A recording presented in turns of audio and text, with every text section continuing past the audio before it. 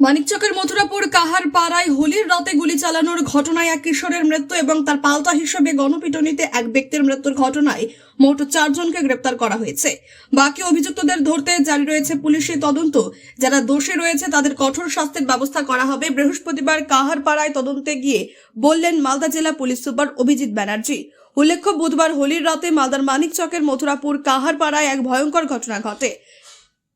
অল্প বয়সী ছেলেদের সামান্য বচসাকে কেন্দ্র করে এলাকার রেশন ডিলার সমীর দাশগুপ্তের 17 বছরের ছেলে তার বাবার লাইসেন্স প্রাপ্ত বন্দুক থেকে 6 রাউন্ড গুলি চালায় বলে অভিযোগ ওঠে।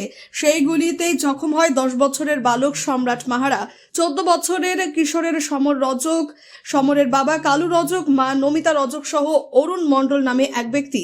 ঘটনার পরপরই স্থানীয়রা গুলিবিদ্ধ 5 জনকে উদ্ধার করে মালদা মেডিকেল কলেজ হাসপাতালে পাঠান।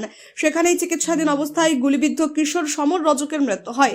এই ঘটনার প্রতিবাদে উত্তেজিত জনতা মথুরাপুর কাহারপাড়ার রেশন ডিলার সমীর দাশগুপ্তের বাড়িতে হামলা চালিয়ে তার বাড়িতে ব্যাপক হারে ভাঙচুর করে এবং সমীর গুপ্তকে গণপিটুনি দেয় বলে অভিযোগ, যার জেরে হাসপাতালে নিয়ে যাওয়ার পথে সমীর গুপ্তের মৃত্যু হয়। এই ঘটনার পরিপ্রেক্ষিতে বৃহস্পতিবার এলাকায় তদন্তে যান জেলা পুলিশ সুপার অভিজিৎ ব্যানার্জি। তিনি গোটা ঘটনা খতিয়ে দেখে সংবাদ মাধ্যমের মুখোমুখি হয়ে জানান, মথুরাপুর কাহার পাড়ায় হোলির রাতে গুলি চালনার ঘটনায় এক কিশোরের মৃত্যু হয়েছে। এরপর উত্তেজিত জনতার গণপিটুনিতে মৃত্যু হয়েছে এক ব্যক্তির।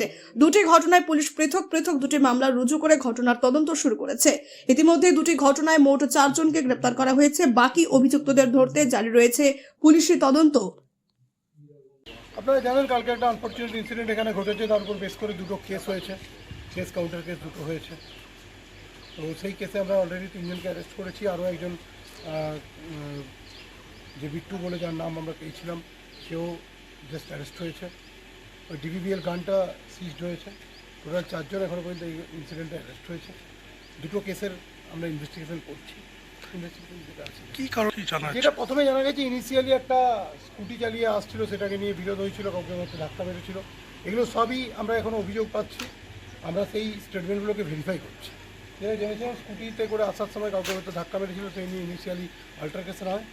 তখন এখানে ধাক্কাধাক্কি শুরু হয়। তারপর ওই ছেলেটি নাকি ওখান থেকে ফায়ার করে। তাতে অন্যদিকের লোকেরা যারা ইনজোর্ড হয় তারা এবং তাদের বাড়ির লোকেরা বা অন্যান্য লোকেরা তারা অ্যাজিটেটেড হয়ে একে মারধর করে, শ্রমিককে মারধর করে। এই ইনসিডেন্ট এখনও পর্যন্ত আমরা পেয়েছি, কিন্তু we have to verify the statements of the witnesses as well as we are also verifying the technical evidences. কিন্তু আমরা সিজ করেছি।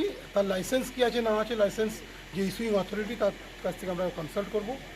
আমরা এমনি জানতে পেরেছি, আপাতভাবে জানতে পেরেছি যে এটা একটা লাইসেন্স গান।